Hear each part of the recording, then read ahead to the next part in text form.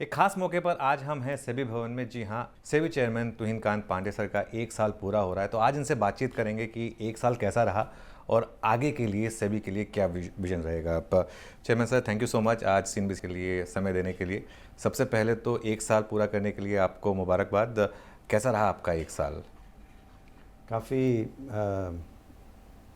मतलब busy year था, काफ़ी व्यस्त था और समय ही ऐसा था कि ऊपर नीचे उथल पुथल वाला साल था। लेकिन उसमें भी मैं कहूँ तो ये साल हम कहेंगे कि रिफॉर्म का साल था, रिफॉर्म्स। दिल्ली को मिस करते हैं अब, या मुंबई अब आपको रास आ चुकी है? 1 साल अब आप मुंबई में हो चुके हैं यहाँ पर। नहीं, ठीक है, मुंबई ठीक है। मुंबई ठीक है, क्योंकि कहते हैं कि जो मुंबई आ जाता है उसके बाद वो वापस दिल्ली नहीं जा पाता है। नहीं, दिल्ली मुंबई हमारे लिए सब बराबर है। हाँ, लेकिन अगर मैं आपसे पूछूं सर, इस 1 साल में आपकी सबसे बड़ी अचीवमेंट आप क्या मानेंगे उसे? मेरी तरफ से मैं ये कहूँगा कि कहीं ना कहीं एक वापस एक थोड़ा सा ट्रांसपेरेंसी सेबी के ऑपरेशंस में आई है, लेकिन आपकी तरफ से आप सबसे बड़ी अचीवमेंट क्या मानेंगे अपनी 1 साल की? देखिए, मैंने जब ज्वाइन किया था तो मैंने कहा था कि 4 मुद्दों पे हम लोग काम करेंगे। जी हाँ। SEBI as a team. उसमें मैंने कहा था ट्रस्ट, ट्रांसपेरेंसी, टीम वर्क और टेक्नोलॉजी। इन चारों फ्रंट्स में सेबी की टीम्स ने, और टीम का मतलब जब हम कहते हैं खाली सेबी की इंटरनल टीम नहीं, सेबी की एसोसिएट्स जो मार्केट एडवाइजरी कमिटीज़ हैं, पार्टिसिपेंट्स हैं, मार्केट इंटरमीडियरीज़ हैं, इंफ्रास्ट्रक्चर इंस्टीट्यूशंस हैं, सब ने मिल के निरंतर हमने रिफॉर्म्स किए हैं, सुधार किए हैं। ईज़ ऑफ डूइंग बिजनेस में हर क्षेत्र में हमने ease of doing comprehensive reviews किए हैं। जहां हमको इन्वेस्टर प्रोटेक्शन के लिए बहुत मेजर्स लिए हैं, सेबी चेक जैसे टूल की व्यवस्था की। उसके बाद हमने टेक्नोलॉजी में एआई का यूज़ करना, सूप टैक का यूज़ करना और अपनी खुद टेक्नोलॉजीज़ को अपग्रेड करना। और ट्रस्ट में हम हर चीज़ बेसिकली इस सिस्टम से करते हैं कि कुछ भी इनपुट मिलता है, फीडबैक मिलता है, चाहे वो सोशल मीडिया से हो, चाहे वो डायरेक्टली हो, उस पे पूरा ध्यान देते हुए हम लोग ये देखते हैं कि हमारे सिस्टम में हमेशा सुधार हो। एआई की आपने बात की, और मुझे याद है जब ऑब्वियसली एक आईएक्स वाला मामला था, कोई और मामला था जिसमें सेबी ने ऑर्डर पास किया, काफ़ी जल्दी आपने उस चीज़ को आइडेंटिफाई किया कि इसमें इनसाइडर ट्रेडिंग हुई है और काफ़ी जल्दी उसका ऑर्डर भी आया। तो क्या ये हम मान के चलें कि इसका हम और यूज़ देखेंगे और आगे ऐसे कई चीज़ें होंगी जिससे कि ये इंस्टेंसेस थोड़े कम होंगे आगे जाते हुए? निश्चय हम लोग अपनी टेक्नोलॉजीज़ को, अपनी ह्यूमन कैपेबिलिटीज़ को काफ़ी तेज़ी से अपग्रेड कर रहे हैं। ओके सर, एक हमेशा एक चीज़ होती है जब आप एक बड़े इंस्टीट्यूशन के चेयरमैन बनते हैं, कुछ ऐसे डिसीजंस होते हैं जो मुश्किल होते हैं लेकिन इम्पॉर्टेंट होते हैं। कोई ऐसा डिसीजन जिसे कहते हैं कि it was tough but it was important, जो आपने लिया हो? नहीं, इस तरह से कोई स्पेसिफिकली मैं उदाहरण नहीं देना चाहूँगा, क्योंकि जब हमारा ध्येय क्लियर होता है तो कोई भी डिसीजन मुश्किल नहीं होता। डिसीजन चाहे छोटा हो बड़ा हो, उसको सोच समझ के उसको करने का जस्ट वे से करने की आवश्यकता है। और जब वो सिस्टम में वो हैबिट आती है, सिस्टम में वो पैदा हो जाता है, तो फिर कोई चीज़ें मुश्किल नहीं होती। चलिए अब 3-4 बर्निंग टॉपिक्स पर बात करते हैं sir, obviously, and I am sure इस समय जो सबसे बड़ा मुद्दा, जब आप आए थे तभी मैंने ये सवाल आपसे पूछा था, वो अभी तक इंटैक्ट है। सेबी की रिपोर्ट अभी भी कहती है कि 90% से ज़्यादा एफ ट्रेडर्स पैसा लूज़ कर रहे हैं। इस पर अब आपका, क्योंकि अब आप 1 साल बिता चुके हैं यहाँ पर, अब आपका डेटा क्या कह रहा है और क्या आपको लगता है कि कुछ और कदम उठाने की ज़रूरत है यहाँ पर? तो अभी जो बहुत सारे जो कदम उठाए गए थे वो मई 25 में हम लोगों ने इंडिकेट किए थे, और वो डिफरेंट टाइम में रोल आउट हुए। सिस्टम ने उसको अपनाया, नए मेट्रिक्स आए, डेल्टा बेस्ड आया, नई पोजीशन लिमिट्स की मॉनिटरिंग आई, एक्सचेंज और हमने अपनी कैपेबिलिटी बढ़ाई, मार्जिन्स में चेंज हुआ। तो ये सब हुआ है, और इसका इम्पैक्ट एग्जैक्टली क्या हुआ है इस पे हमें और अभी डेटा एनालिसिस की ज़रूरत है, जो कि हम करेंगे। और उसके बाद आगे क्या करना है उस पे भी हम विचार करेंगे, क्योंकि जो भी कुछ करना है वो दीर्घकालिक भी होना चाहिए और वो इफ़ेक्टिव भी होना चाहिए। मतलब कुछ हम लें इफ़ेक्टिवली भी वो होना चाहिए। और कोशिश हमारी हमेशा ऑप्टिमम रेगुलेशन की रहेगी, क्योंकि स्विंग करना आसान है लेकिन फिर स्विंग से मार्केट इंस्टेबिलिटी आती है। तो पॉलिसीज में स्टेबिलिटी भी ज़रूरत है। हर तीसरे दिन हम एक्शन नहीं ले सकते, क्योंकि जो मार्केट पार्टिसिपेंट्स हैं उनके लिए भी, और जो मतलब डिफरेंट तरह के, चाहे वो मार्केट इंस्टीट्यूशंस हैं, उनको भी एक फॉरवर्ड लुकिंग, एक क्लियर अप्रोच की ज़रूरत है। तो इसीलिए जो हमारे, अब आपने देखा होगा 1 साल में ये ऑप्टिमम रेगुलेशन की ओर हम द्रुत गति से बढ़े हैं, कि हमको न्यूमेरिकल नहीं खेलना है कि इतने कर दिया, लेकिन उसका इम्पैक्ट क्या पड़ेगा वो। और पहली बार हमने रेगुलेटरी इम्पैक्ट असेसमेंट के लिए यहाँ पे एक यूनिट इस्टेब्लिश किया है डेपा में, और एक नई एक्सटर्नल कमेटी की है, चीफ इकोनॉमिक एडवाइज़र उसके अध्यक्ष हैं। ओके। ताकि हम ऐसे उस एरियाज़ में, और NISM में भी हम एक सेंटर फॉर रेगुलेटरी स्टडीज़ स्थापित करने जा रहे हैं, कि हम लोग उस दिशा की ओर बढ़ें कि जहाँ के हम, जब हम रेगुलेशंस लाते हैं या रेगुलेशन चेंजेस करते हैं, तो उनका कॉस्टिंग क्या है, उनकी लाइकली इम्पैक्ट क्या है, ये भी हम लोग मेजर करना शुरू करें। और इसके लिए हमें काम करना होगा, लेकिन शुरुआत हमने की है। सर, इसमें कहीं ना कहीं आपको एक ये लगता है कि एक डबल एजेड सोर्ड है, क्योंकि एक तरफ हम इसमें प्राइड लेते हैं कि हमारी मार्केट में सबसे ज़्यादा लिक्विडिटी है, सबसे ज़्यादा वॉल्यूम ट्रेड होते हैं, लेकिन दूसरी तरफ क्योंकि वो अब इतनी ज़्यादा F&O डिपेंडेंट हो गई है, 90% से ज़्यादा वॉल्यूम्स F&O मार्केट से आते हैं, उसमें कहीं ना कहीं रिटेल पैसा लूज़ कर रहा है। तो उसको फाइन बैलेंस करने की कहीं ना कहीं आपको लगता है कि ज़रूरत है, और उसमें क्या एक फाइन बैलेंस हो, उसको डिफाइन करना क्या थोड़ा टफ है इस समय? हाँ, तो पहले तो आपके ही प्रश्न को मैं फाइनली डिफाइन करूँगा। हाँ, क्योंकि आप ही एक बहुत ब्रॉड क्वेश्चन पूछ रहे हैं, बिकॉज आपने ऐसे F&O मार्केट में ऐसा हो रहा है। हाँ, तो अब F&O मार्केट के कई आयाम हैं, बिल्कुल, और सब आयामों में कोई दिक्कत नहीं है। बिल्कुल। तो आपकी यदि हम कहें कि थोड़े ऑप्शंस कर देता हूँ लॉन्गर उसको। टर्म फ्यूचर्स हैं, उसमें क्या दिक्कत है, कोई दिक्कत नहीं है। और फ्यूचर में क्या दिक्कत है। तो हम लोग उसको, क्योंकि फ्यूचर और जो कैश मार्केट हैं वो एक तरह से एक दूसरे के पूरक होते हैं। तो इसलिए एक ब्रॉड ब्रश में F&O को करना वो ठीक नहीं है। तो हमारी जो पर्टिकुलर प्रॉब्लम है वो कि एक excessive hyper activity in weekly options है। बिल्कुल, हाँ। और उस पर्टिकुलर प्रोडक्ट को हम ये नहीं कह सकते कि सारा F&O में ऐसा चल रहा है। तो उस पर्टिकुलर दिशा में ही उसको किस तरह से रेगुलेट किया जाए कि वो चलता भी रहे, और उसके और साथ साथ ये भी हो कि उसके जो नेगेटिव कंसिक्वेंसेस हैं वो कर्ब हो सके।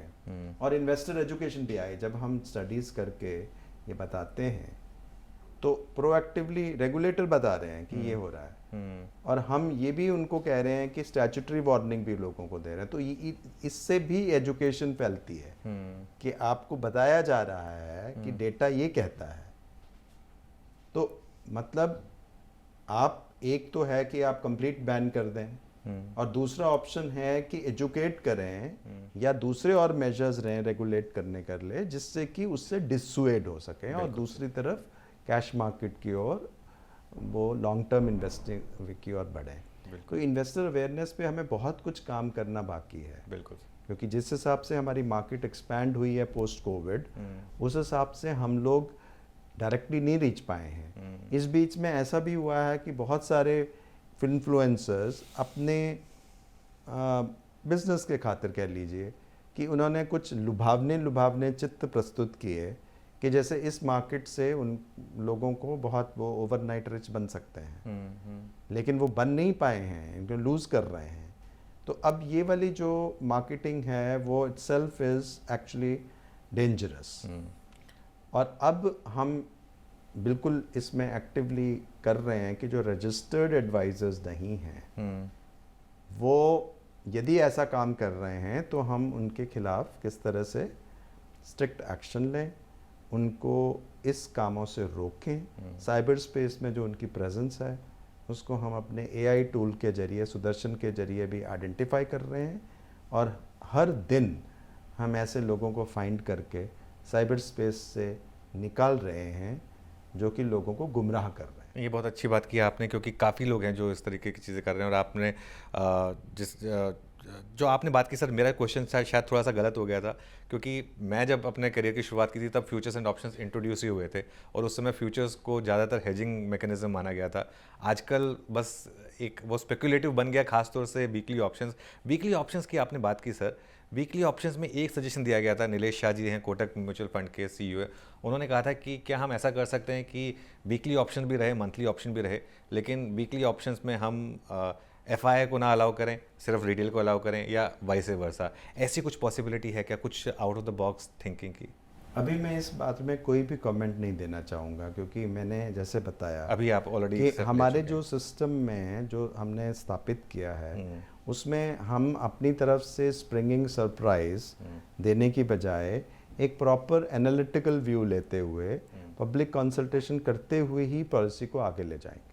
सर, ये कंसल्टेशन का कोई टाइमलाइन डिसाइड किया है आपने? अब जैसे आपने कहा कि पिछला फैसला मई में लिया गया था, जी नहीं, अभी कोई टाइमलाइन नहीं है उसका। जी नहीं।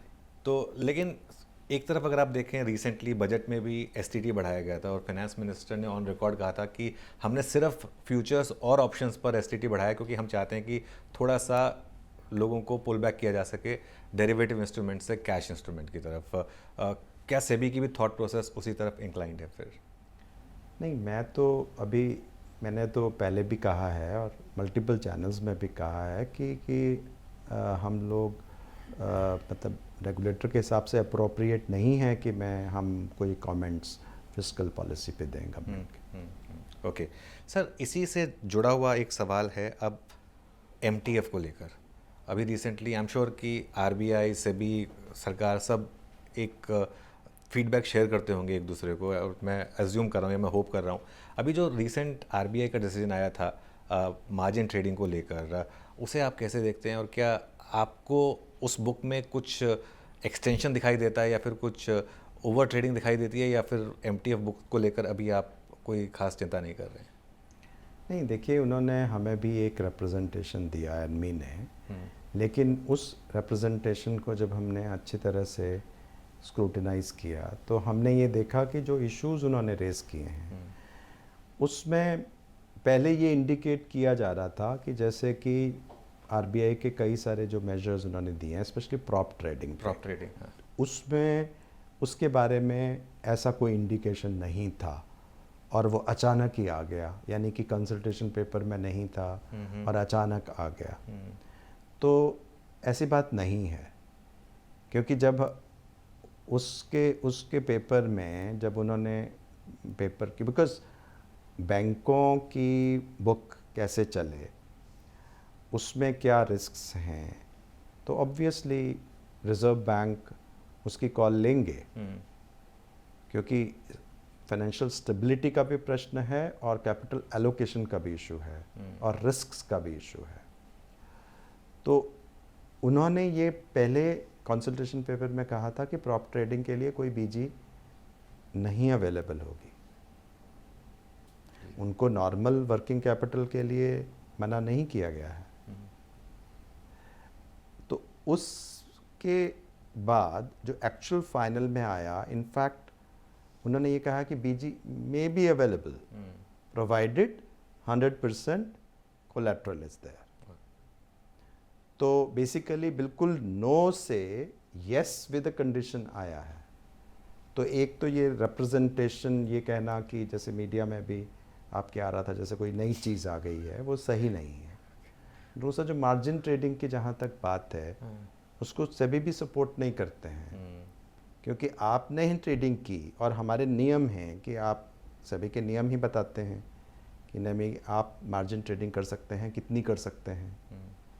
तो यदि आपने किसी का 25% मार्जिन लिया और बाकी का फाइनेंस किया और वो सिक्योरिटीज़ तो बेसिकली आपको प्लेज्ड हैं, आप उसको रीप्लेज्ड करके उस पर फाइनेंसिंग लेना चाहते हैं, तो ये ओवर लेवरेज है और ये एक्सटेंशन ऑफ लेवरेज है। तो इसमें तो यदि मना होता है कि ये नहीं होना चाहिए, या वो उसके लिए आपको यदि होगा तो उसके लिए, तो मुझे लग रहा है कि बहुत ज़्यादा इसमें जो इश्यूज़ हैं उसमें वो नहीं है। आई थिंक बाकी के कई चीज़ों में हमने ये भी देखा कि पहले जो इनिशियली प्रपोज था कि कौन से कोलेटरल के लिए कौन कौन से सिक्योरिटीज़ मान्य होंगे, कुछ सिक्योरिटीज़ का नाम नहीं था।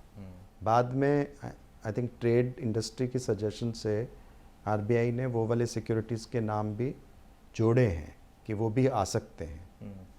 तो एक कंसल्टेशन पेपर जिसमें ड्यू कंसल्टेशन के साथ एक व्यू लिया गया है, तो मेरे ख्याल से वो ठीक है। चलिए, आप पर्सनली लेकिन बॉदर्ड नहीं है इस समय एमटीएफ बुक से? जी नहीं।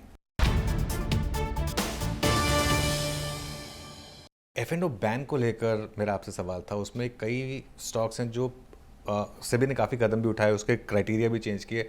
उससे हमने नोटिस किया कि कई जो 7-8 सीरीज़ पहले 15-15 स्टॉक्स F&O बैन में होते थे, आज वो गिन के 2 या 3 रह गए। लेकिन उनमें से भी एक आध स्टॉक है जो सीरीज़ के फर्स्ट डे में ही बैन में आ जाते हैं और फिर पूरी सीरीज़ में वो बैन में रहते हैं। तो क्या ऐसे में एक और ओवरहॉल करने की ज़रूरत आपको लगती है यहाँ पर? हमने इस पे अभी तक विचार नहीं किया है, बट आपसे मैं सुन रहा हूँ, हम इसके बारे में इंटरनली देखेंगे। जी सर, आपको मैं अगर चाहेंगे तो मैं एक फीडबैक दूंगा। 1-2 स्टॉक्स हैं जो परमानेंटली बैन में रहते हैं, तो शायद कहीं ना कहीं वो रिटेल के लिए फेवरेबल ना हो शायद। तो इसके लिए आईपीओ मार्केट को लेकर सर एक बहुत बड़ा जो सवाल उठा है, ऑब्वियसली सेबी का काम है आईपीओस को रेगुलेट करना और देखना कि जो पैसा यूज़ वो जो प्रोस्पेक्टस में बताया गया उसी तरीके से यूज़ हुआ है या नहीं हुआ है। लेकिन पिछले 2 साल में जो आईपीओस आए हैं उनमें ज़्यादातर ओएफएस हैं। क्या एक डेफिनेशन आईपीओ की चेंज करने की ज़रूरत है? अगर आप प्योर ओएफएस लेकर आ रहे हैं तो उसको एज आईपीओ कहकर ना बेचा जाए, क्या ऐसा कुछ नॉर्म लाने की ज़रूरत है? क्योंकि वहाँ पे सिर्फ एग्जिट दिया जा रहा है। ओएफएस और वर्सेस फ्रेश इशू, ये इसका रेशो लिया जाए तो मैक्सिमम 2020 में ये 87% के करीब था जो ओएफएस था और बाकी का वो था, और अब जो है वो 55-45 है। कुछ आईपीओ हैं जिनमें पूरा का पूरा ओएफएस है। एक पर्टिकुलर आईपीओ को लेके वैसा नहीं कह सकते, क्योंकि देखिए जो कैपिटल है, अब आप बताइए, आप खुद ही यदि बताएंगे, आप कई तरह से ये कर सकते हैं।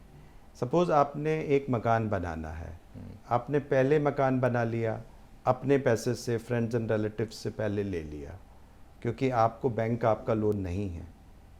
उसके बाद आपने बैंक से उसको फाइनेंस करवा लिया, तो कैपिटल पहले आए और बाद में आए, अब फाइनेंसिंग बाद में हुई, पहले वो कैपिटल वो थी। उसी तरह से यदि मान लो किसी कंपनी में 10 साल से कोई पैसा लगा के उस कंपनी को बनाया, अब जो कंपनी जब वो शेयर इशू करेगी, अब उसको अभी कैपिटल की ज़रूरत नहीं है, तो वो आईपीओ लाने के लिए कौन सा शेयर देगी?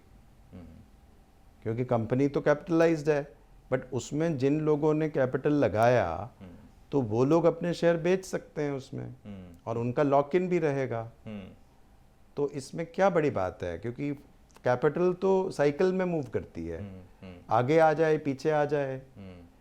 और यदि मान लो आपको ओएफएस लेके, यदि प्राइमरी इशू लेके आना है, और सपोज अनुज जी, आपका कोई बैकग्राउंड नहीं है लेकिन आपका आइडिया बहुत अच्छा है, आप कहेंगे कि मैं ऐसी कंपनी बनाऊंगा, आप इतना एक्सपेंस दे के, मर्चेंट बैंकर्स हायर करके, इतना करके, क्या ये साहस कर पाएंगे कि आपके एक आइडिया को कह के आपको लोग पैसा देना शुरू कर दें, आपके आईपीओ को सब्सक्राइब कर दें?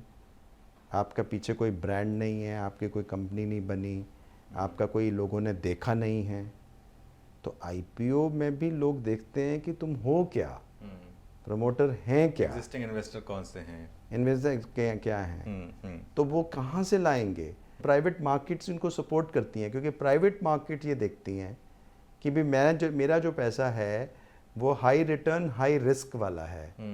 मैं 10 लोगों को फाइनेंस करूँगा और 10 में से मेरे हो सकता है 2 कंपनियां अच्छी निकल जाएं और 8 कंपनियां न करें काम।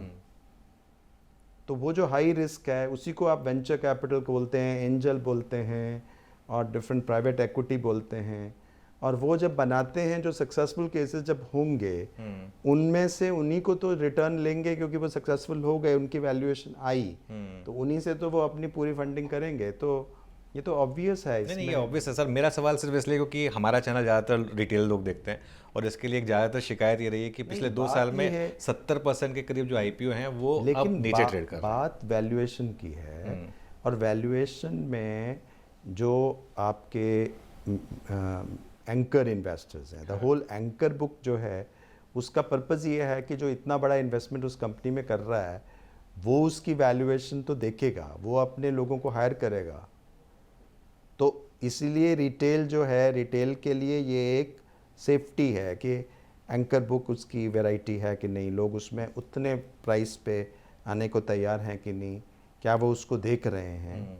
और हमने तो ये देखा है कि बहुत सारे म्यूचुअल फंड्स और बहुत सारे जो लोग हैं वो काफ़ी वैल्यूएशंस की चिंता करते हैं, और वो कहते हैं कि हम लोगों को यदि ये रीजनेबल वैल्यूज, तो valuation issue is to be done through a book building process. Point is कि हर आईपीओ में लोगों को लगाना है और ये कहते हुए कि हम लिस्टिंग गेन के लिए जाएंगे, तो ये अच्छा इन्वेस्टर नहीं है, ये अच्छा इन्वेस्टमेंट आउटलुक नहीं है। आप एक दिन की वैल्यू जो सिर्फ पहले दिन होने वाली है या दूसरे दिन होने वाली है, उससे आप एक कंपनी की लॉन्ग टर्म का कर रहे हैं। इसका मतलब पहले से ही आपका जो होराइजन है वो एक दिन तक सीमित है। और आईपीओ जो प्राइसिंग है वो, यदि वो एक प्राइसिंग में आपके पास चॉइस है, आप उसमें लगाइए या ना लगाइए।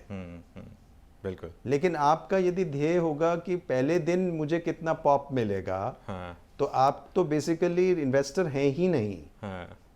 अनफॉर्चुनेटली आईपीओ में आजकल सब नहीं, लोग तो वो उस नहीं, बट उस पद्धति से लोगों को निकलना होगा। यदि आप स्टे नहीं कर सकते उसमें, तो इसका मतलब आप फिर रिसर्च भी नहीं नहीं करेंगे। सर, वो नहीं है एक्चुअली। लोगों का फिर मानना ये होगा कि अगर फिर मुझे लॉन्ग टर्म ही रखना है तो फिर मैं आईपीओ में क्यों इन्वेस्ट करूँ, एक बार लिस्ट हो जाए, मैं 3-4 क्वार्टर नंबर देख लूँ, उसके बाद मैं इन्वेस्ट कर लूँगा। तो ये मेरा सवाल सिर्फ उससे रिलेटेड नहीं, है। तो वो सब जो है सवाल बिल्कुल सही हैं। इसलिए लोगों को अपनी अपनी प्रॉपर इन्वेस्टमेंट स्ट्रेटजी के साथ करना चाहिए, भेड़ चाल में नहीं। बिल्कुल सर। एसएमई आईपीओ को लेकर कोई और स्टेप उठाएंगे क्या आप, या आपको लग रहा है कि अब जो कदम सेबी ने उठाए हैं उसके बाद एसएमई आईपीओ अब मोर और लेस रेगुलराइज हो चुके हैं? ये हमारा अभी काफ़ी फ्रेमवर्क में काफ़ी बदलाव आने से वो एक डिसिप्लिन उसमें आया है, और भी डिसिप्लिन कंटिन्यूएशन की ज़रूरत है। और AIBI ने, जो एसोसिएशन ऑफ इन्वेस्टमेंट बैंकर्स हैं, उन्होंने हैंडबुक्स निकाली हैं, ICAI ने हैंडबुक्स निकाली हैं, SME हैंडबुक कि क्या क्या करना चाहिए, कैसे करना चाहिए। मर्चेंट बैंकर्स की जो क्वालिटी है वो इम्पॉर्टेंट है, प्रमोटर्स की इंटेंशन है वो इम्पॉर्टेंट है, पोस्ट इशू जो कैपिटल है जाती है उसकी मॉनिटरिंग की आवश्यकता है। तो ये सब इश्यूज हैं, इंक्लूडिंग साइट इंस्पेक्शंस और अदर्स भी एक्सचेंजेस करते हैं।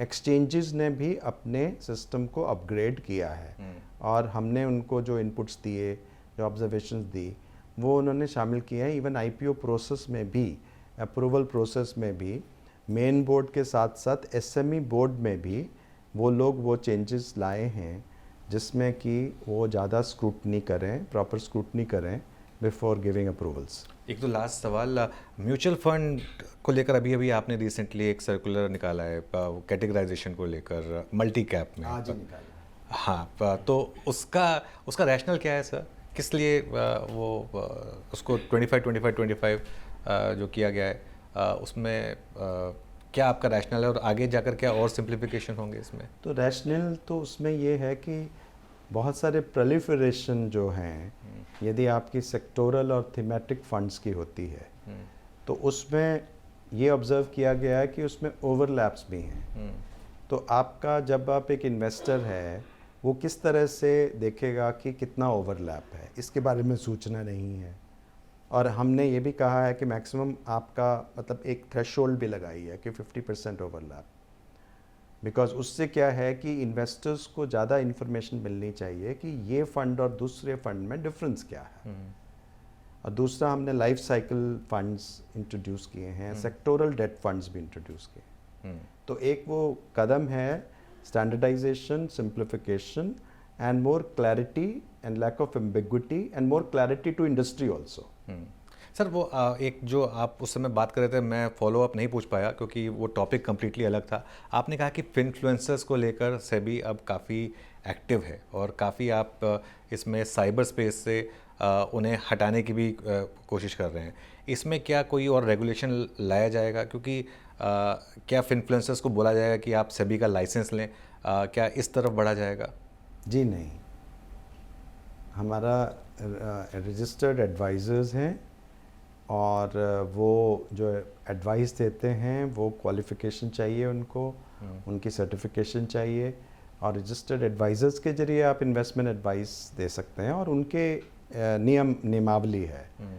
और यदि वो उसको पालन नहीं करते हुए, विरोध करते हुए एजुकेशन, जनरल एजुकेशन से स्पेसिफिक इन्वेस्टमेंट एडवाइस की ओर बढ़ते हैं विदाउट लाइसेंस, तो देन वो वायलेशन के कैटेगरी में एज लॉन्ग एज वो इंडिविजुअल स्टॉक्स की बात नहीं करते हैं फिर ठीक है। अगर वो इंडिविजुअल स्टॉक्स की बात करते हैं तो फिर दिक्कत है। हाँ, इंडिविजुअल स्टॉक्स की बात करते हैं या जो स्ट्रैटेजी भी जनरल फॉर्म में ना रह के स्पेसिफिक स्ट्रैटेजीज की बात करते हैं। ओके, आखिरी सवाल sir, as a SEBI chairman, जो भारत के 10 करोड़ नए इन्वेस्टर्स हैं उनको आपका क्या मैसेज होगा?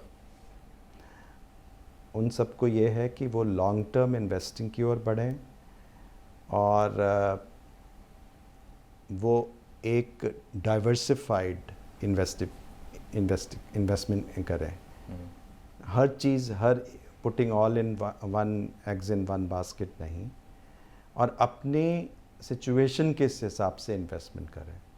और अधिक समय आ गया है कि वो फाइनेंशियल प्लानिंग की ओर बढ़ें, जिसमें अपने लाइफ गोल्स को हिसाब से इन्वेस्टमेंट कर सकें। और यदि आपको आपका लाइफ गोल एजुकेशन है या आपका लाइफ गोल एक पर्टिकुलर इतने सालों का है, तो उस हिसाब से आपको जो इन्वेस्टमेंट करनी चाहिए।